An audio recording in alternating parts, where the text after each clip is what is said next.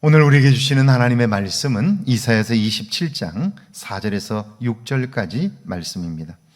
나는 포도원에 대하여 노함이 없나니 찔레와 가시가 나를 대적하여 싸운다 하자 내가 그것을 밟고 모아 불사르리라.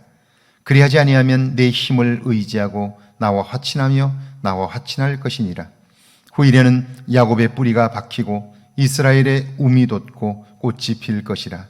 그들이 그 결실로 지면을 채우리로다. 아멘. 하나님의 말씀입니다. 할렐루야. 좋은 날입니다.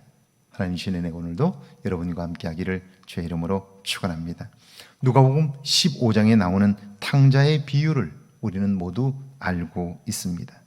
그러나 왜 예수님께서 이 말씀을 하셨는지 그걸 생각하는 사람들은 많지 않습니다.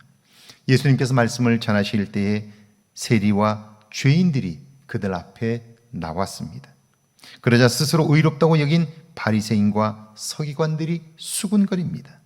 이 사람이 죄인을 영접하고 음식을 같이 먹는도다. 이 말은 예수님을 비난하는 거예요. 세리와 죄인들을 용납하시는 예수님을 향해서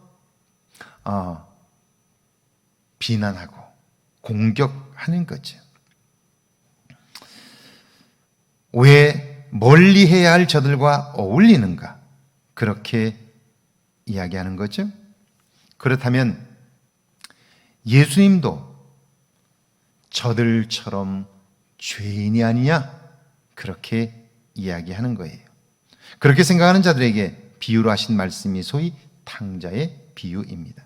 이 말씀의 핵심은 사실 누가 탕자냐 하는 질문입니다. 둘째 아들은 탕자였습니다. 그러나 회개하고 아버지께로 돌아와 새롭게 되었습니다. 그러니까 탕자가 아닌 거죠. 탕자였던 것은 맞지만 지금은 탕자가 아닌 거예요.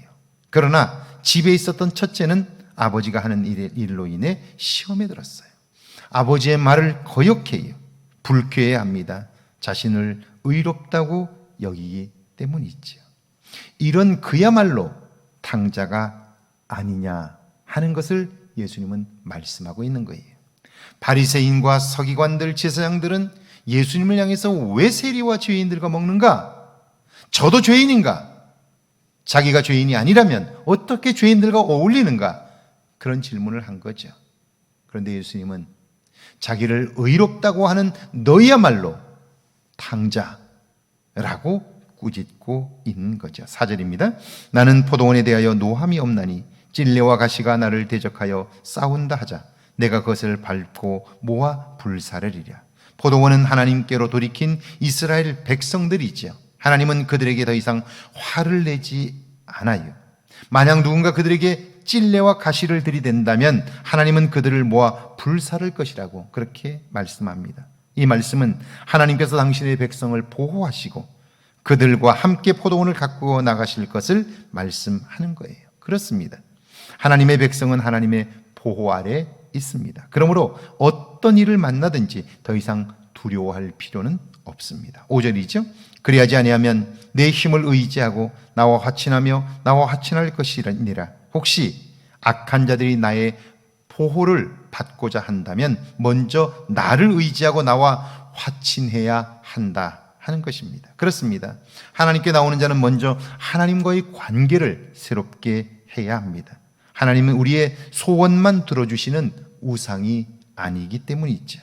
그 어떤 뇌물이나 공세의 마음을 빼앗기는 분이 아닙니다. 그러므로 그분의 보호하심을 받기를 원한다면 그분과 새로운 관계를 맺어야 하는 거죠. 그분을 신뢰하며 그분의 다스림을 받을 때 우리는 그분의 보호하심 안에 있을 수 있게 되는 거죠. 6절입니다. 후일에는 야곱의 뿌리가 박히고 이스라엘의 움이 돋고 꽃이 필 것이라. 그들이 그 결실로 지면을 채우리로다. 하나님은 당신에게도 돌아선 사람들, 하나님을 신뢰하고 의지하는 사람들을 뿌리가 깊이 박힌 나무들처럼 움이 돋게 하십니다. 꽃이 피고 그 결실로 기뻐하게 하실 것입니다. 하나님은 그들로 인하여 기뻐하고 그 백성은 하나님이 하신 일들로 인하여 즐거워하게 될 것이죠. 이것은 인간이 노력해서 얻는 그 어떤 기쁨보다 더 크고요, 마음 깊은 곳에서부터 터져 나오기 때문에 그의 입에 찬양이 끊이지 않고요, 그의 삶이 행복해질 수 있는 것이죠. 사랑하는 여러분, 저와 여러분이 복 있는 사람이라면 그 복의 내용이 뭔가요? 그것은 우리가 우리의 노력으로 하나님과 가까워진 것이 아니라 하나님이 우리를 찾아오셨기 때문이죠. 만나주셨기 때문이죠. 그래서 우리가 하나님과 점점 더 가까워지는 것, 하나님의 보호하심을 받는 것, 하나님의 인도하심을 받는 것, 하나님의 다스리심을 받는 것, 그것이 가장 큰 복인 거예요. 왜냐하면 하나님에게는 모든 것이 있기 때문이죠. 오늘 하루 그 하나님과 동행하는 저와 여러분 되기를 주의 이름으로 축복합니다. 함께 기도합니다. 오늘 우리가 하나님의 보호 아래에 있음을 알게 해달라고요, 하나님 안에서 꽃이 피고 열매 있는 삶을 살게 해달라고요, 함께 기도합니다. 하나님 감사합니다. 저희를 사랑하사 함께 하시고 오늘도 우리가 하나님의 보호하심 아래 있음을 알게 하고 없어서 하나님 안에서만 꽃이 피고 열매가 있음을 알게 하셔서 매일매일 하나님과 가까워지게 하고 없어서 하나님을 의식하게 하시고 하나님의 음성을 들으며 하나님의 인도함을 쫓아 살게 하고 없어서 매일매일의 삶 속에 하나님의 온전한 다스림을 받고 사는 거룩한 종들 되게 하고 없어서